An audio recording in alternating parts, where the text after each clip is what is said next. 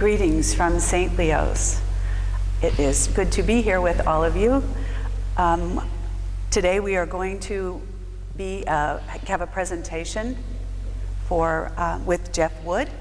I'm here, my name is Vicki Castiglione-Bornstein, and I'm here on behalf of the Adult Education Committee. Geoff has been giving these talks for many years, but due to COVID, we haven't been able to gather.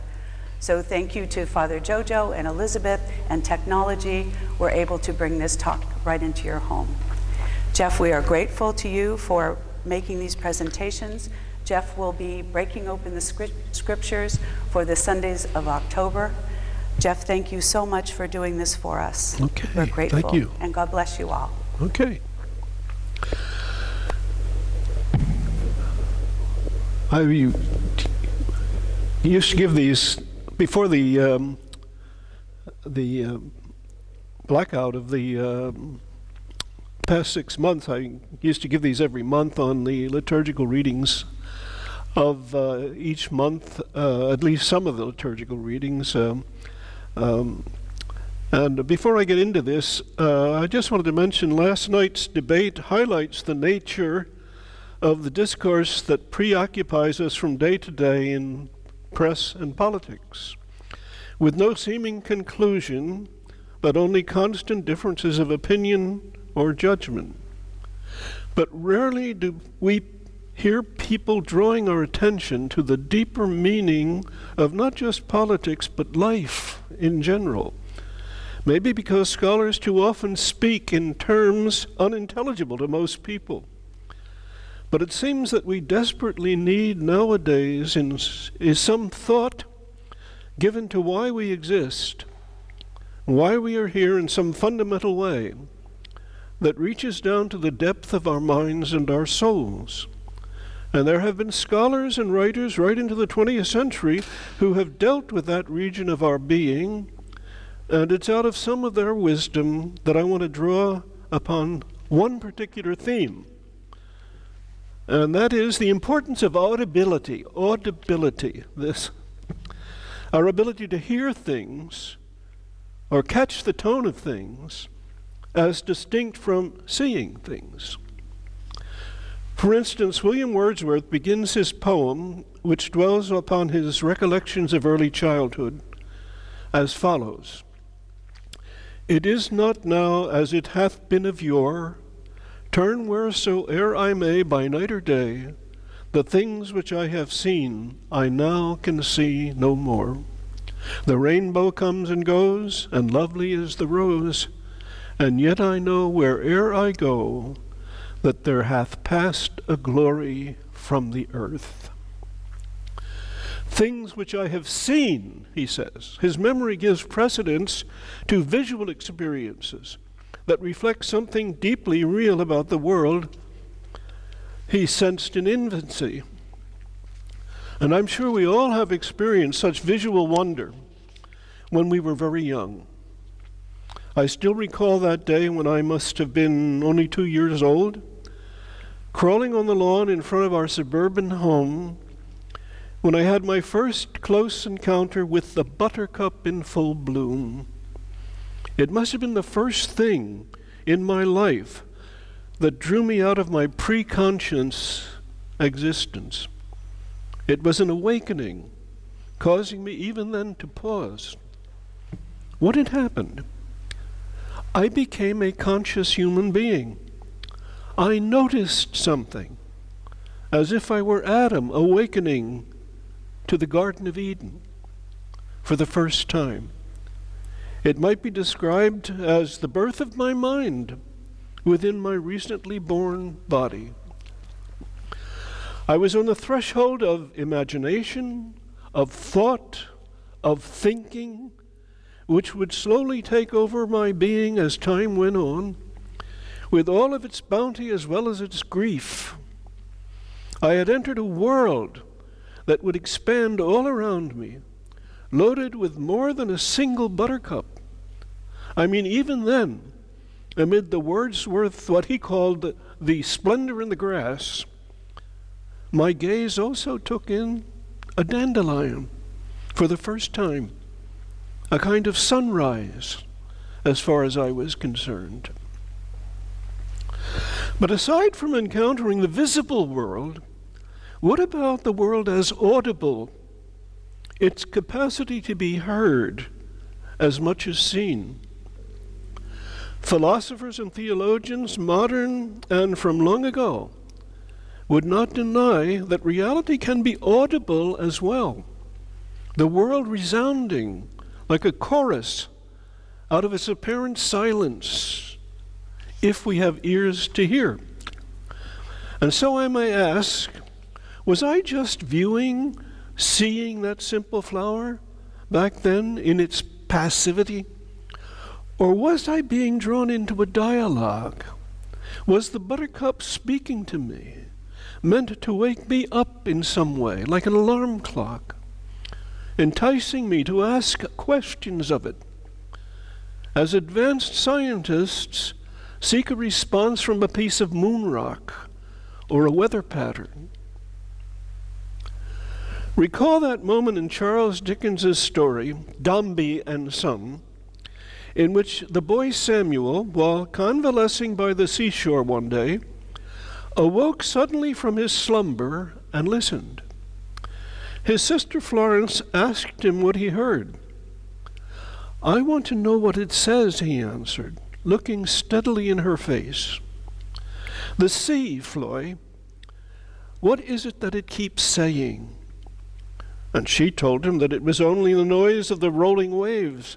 Yes, he said, but I know that they are always saying something, always the same thing. And he rose up and looked eagerly at the horizon. Is it only that one's early vision of a buttercup becomes dim, ourselves distracted as we grow older?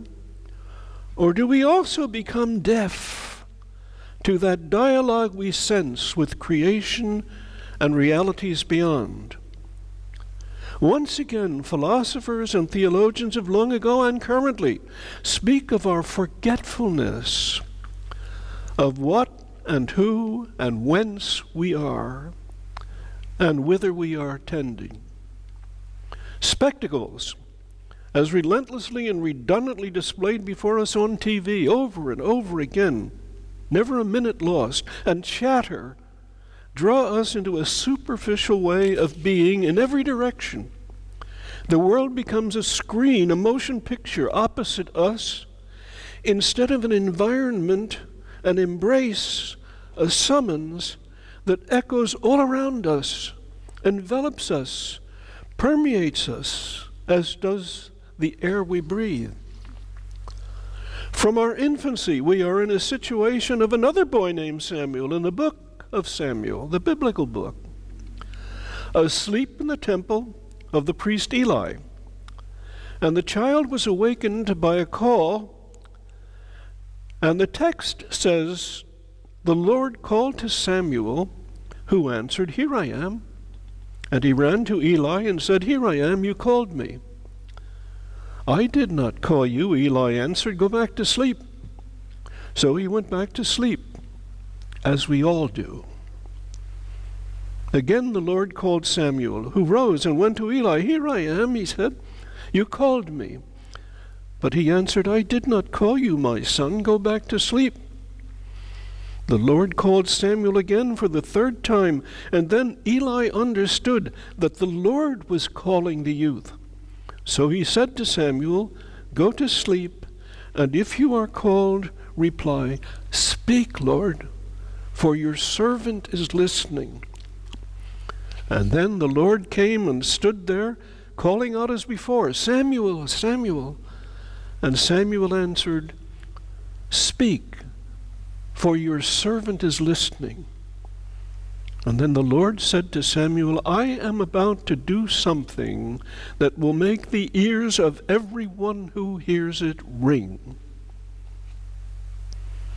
That short story about Samuel is another way of describing what happened to me upon a lawn in a place called Upper Darby 92 years ago, and happened to you in one way or another too.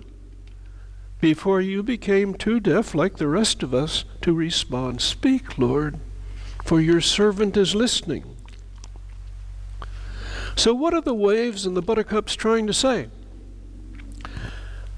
As a living thing, that yellow flower has a story to tell of how it emerged from a seed into a tiny root and through a fragile stem until it opened up to the light of day. Or did it have an even more fascinating story to tell?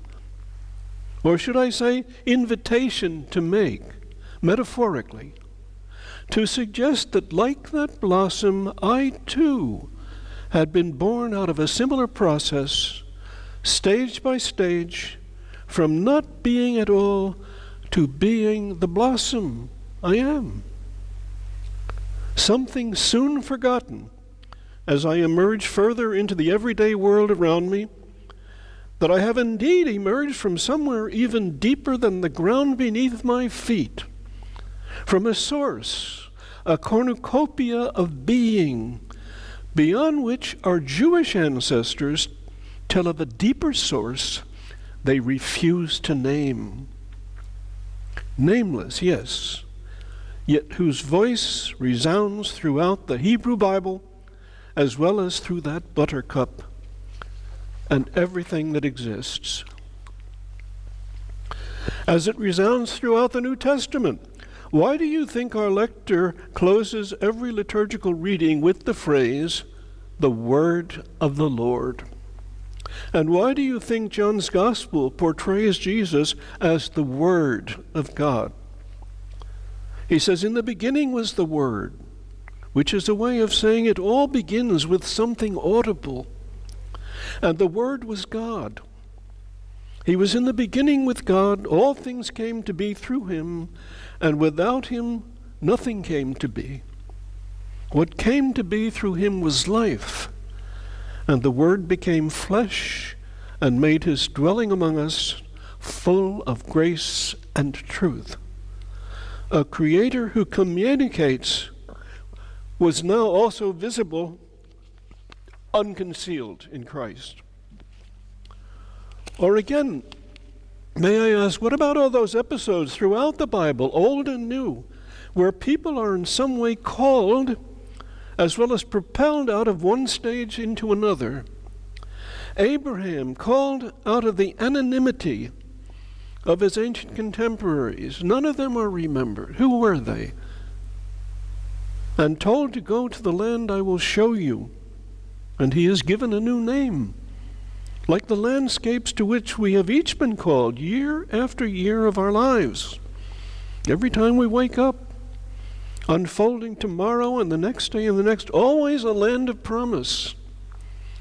And then there is Isaiah, hearing a voice ask, whom shall I send? Who will go for us? And Isaiah can't refrain from responding, here I am, send me.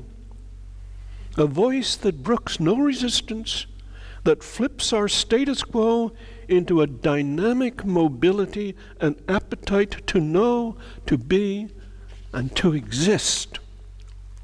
Simon, Andrew, James, and John are engaged in their everydayness, preoccupied, even mindlessly, with their business of catching fish, mending nets, not only forgetful of the deeper reasons for their existence, but soon themselves to be forgotten by history. And along comes this Jesus who says, come after me, and I will introduce you to an even deeper way of fishing, drawing humanity out of its submersion in everydayness and forgetfulness. And then there is that next moment, so powerfully depicted by the artist Caravaggio, of Levi, seated among colorfully clothed accountants, coins stacked upon their counter, looking up toward a ray of light that reveals an outstretched index finger of Jesus, who simply beckons, follow me. And it says he got up and followed, his life no longer to be summed up calculating things, but in handling everything he touches and everyone he meets with care. as holy. If you think such narratives are simply about biblical characters from long ago, you are uninformed and uneducated as to how to interpret biblical writing.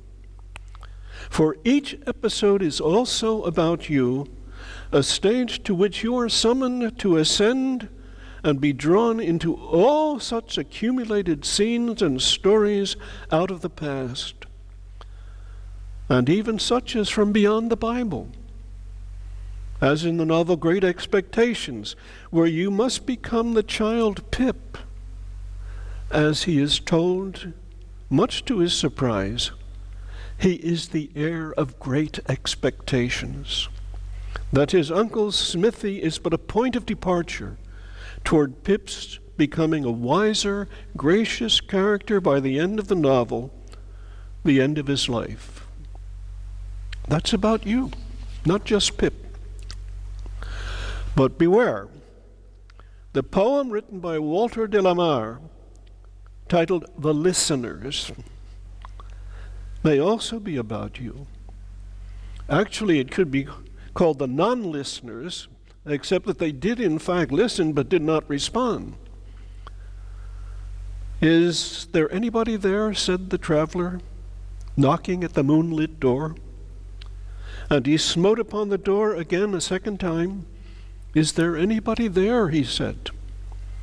But no one descended to the traveler. No head from the leaf-fringed sill leaned over and looked into his gray eyes, where he stood perplexed and still, but only a host of phantom listeners that dwelt in the lone house.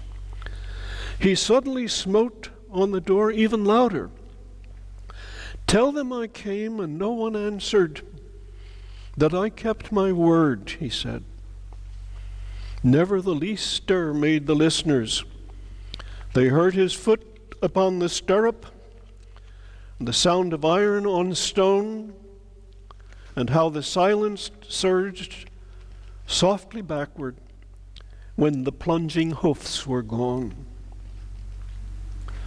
We have similar gospel stories illustrating how we ourselves might choose to remain deaf to the call, the invitation, out of the source of our being to undertake a festive existence, as in Luke 14, where guests are invited to a banquet. But again, their habitual reflex to excuse themselves and to put things off expresses itself. "I have bought a piece of land and I must go look at it. I'm heavy into real estate. I've bought 5 yoke of oxen, a new pickup truck, and I'm going to try them out. I've just been married and domesticity demands all my attention." Events also talk. Happenings. Things that happen to us that require a response. Things that happen to us. Actually, the moment calling my attention at so young an age to that buttercup in the grass was such an occurrence. That was an event, such as theologians and philosophers of modern times describe as a call, the beginning of a conversation, drawing me out of the aimlessness, the shallowness of my existence, summoning me to exist for God's sake. And so, for example, there is the train ride during which the adolescent Marcel in the novel In Search of Lost Time travels from Paris to the seashore resort of Baalbek, an experience. He is not happy. He feels dependent upon his familiar environment, sameness all the time, a predictable routine, anxious about asthma attacks.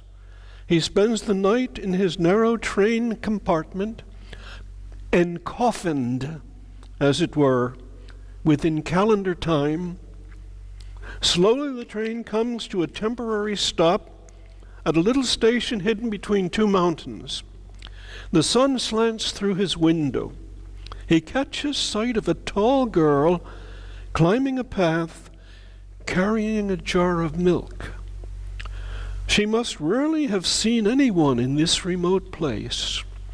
She passes along the cars offering coffee and milk to a few awakened passengers. Her face was aglow with the light of dawn. Marcel feels drawn to her. The whole scene, possessed of a beauty, it signified happiness. He felt moved to get off the train, to settle there. She doesn't see him. He calls to her. She retraces her steps. She fastens her gaze upon him. But the doors of the train were closing, and soon, as Proust says, Marcel was speeding away from the dawn. Experiences like that, sometimes more subtle but memorable anyway, communicate to us, again, if we are alert enough to listen, calling us out of our asthmatic breathing, our breathlessness, day after day. The breathlessness of TV newspeak, for instance, where every second requires talk, talk, talk, talk, talk, commercial, commercial, commercial, clickety-clack, like the wheels of Marcel's train. But the moment the occurrence leaves its mark, you'll get back to it sooner or later. It'll stay with you. As Marcel says of that brief experience, it gave a tonality to all that I saw, introduced me as an actor upon the stage of an unknown and infinitely more interesting universe, from which to emerge now would be, as it were, to die to myself. Tonality, from the word tone, which indicates a new pitch or vibration or inflection or mood or emotion or quality or paradigm or strength to all that Marcel saw. Such is the effect of experiences, occurrences that address us from time to time. I mean, analogous to that summons of Marcel at age 14, I am a sophomore in high school run by the Christian Brothers. I visit an auditorium where several religious orders display literature about their life and work. I pick up a pamphlet about a small Franciscan order up in New York State, friars in a cloister photo. It attracts me. It registers. Why? I pick it up and bring it home. Within 2 weeks, I am writing to the order's vocation director, indicating my desire to join. Within a short time, relative to the adolescent track I was then on, I am sidetracked into a subsequent 22 years of immersion in experiences that irretrievably carry me, often confusedly, reluctantly, into even wider, deeper conversation with the same, now more intimate voice that way back then told me to pick up that pamphlet. The call of conscience. We are still familiar with that phrase, the call of conscience. We learn early that conscience is a faculty that monitors our conduct, obliging us to do good and avoid evil. And again, we imagine it as vocal, a call to behave morally and justly.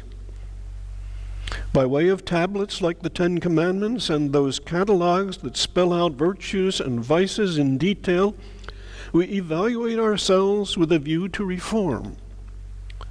They echo the call of conscience in particular ways. But morality, thus classified and specified, can be too much to handle. Priorities are given to this behavior or that. The enticements of everydayness pull us this way and that. It's hard to keep up with the things we ought to do. Conscience, as we understand it, has to do, it seems, with paying debts, paying our dues, bookkeeping, a kind of commercial thing instead of transformative. But the conscience that calls us to a more authentic way of being reaches deeper than such catalogs. Christ's Sermon on the Mount draws us more closely to the ethical source of the world's existence and ours. It offers us the simpler and all-inclusive challenge to care about things, about where we come from, where we are going in terms of our possibilities, to care about what we are and who we are, and to live out of a concern for all things as family, ourselves as responsible for and responsive to others. Thomas Sheehan, in his study of Martin Heidegger, uses the word mind, M-I-N-D, mind. We are called to mind things, as in mind the store, or mind the baby, or mind such things as the invention of an atomic bomb. Mind in the sense of be seriously concerned, pay attention, as in mind one's demented spouse, out of a most radical gut level of love. Such is the call of that fundamental, authentic conscience to which we must learn to hearken, to which even that buttercup of long ago bade me listen. And it's all there in St. Paul, his letter to the Corinthians, where he says, if I speak in human or angelic tongues, but do not have love, care, caritas, I am a resounding gong and a clanging cymbal.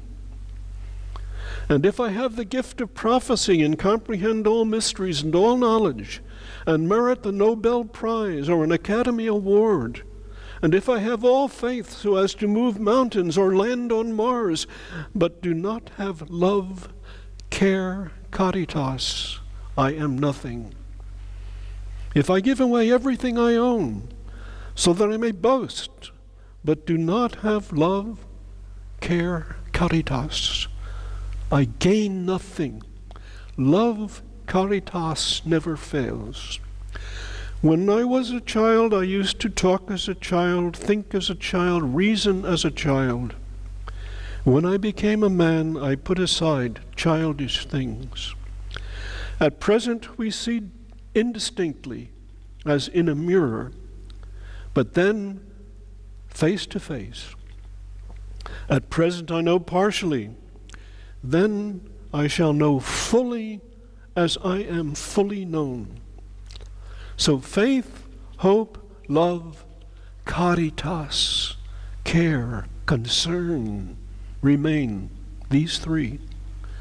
But the greatest of these is love, synonymous with giving a damn, minding the store. As to the postscript, to bring this to an end, speaking of looking into a mirror, if you become responsive, as St. Paul does, okay? If you become responsive to experiences as I have portrayed it, if you begin to listen in all those different directions, you might do what Paul does in that final quote. Look into a mirror and one day be able to say to yourself and to God as the source of your being, getting to know you, getting to know all about you, getting to like you, getting to hope you'll like me, getting to know you, putting it my way but nicely, you are precisely my cup of tea. Getting to know you, getting to feel free and easy when I am with you, getting to know what to say, Haven't you noticed suddenly I'm bright and easy?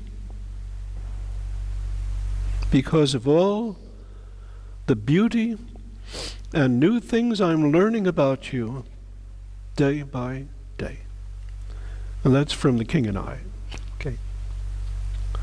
So that's it for October. Okay.